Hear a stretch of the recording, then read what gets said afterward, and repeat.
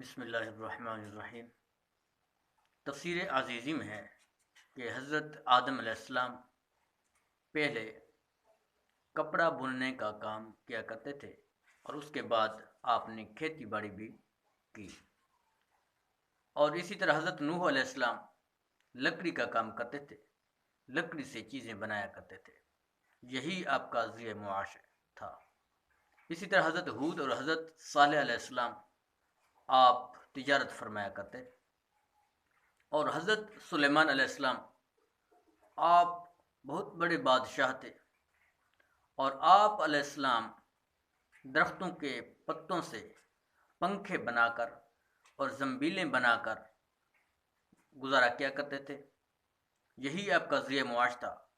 اور حالانکہ حضرت سلیمان علیہ السلام کو اللہ رب العزت نے کافی وسیع سلطنت عطا فرمائی تھی۔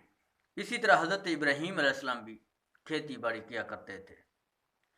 حضرت موسیٰ علیہ السلام نے کچھ مدت بکریاں چرائیں، اور حضرت داود علیہ السلام آپ زرہ بناتے تھے۔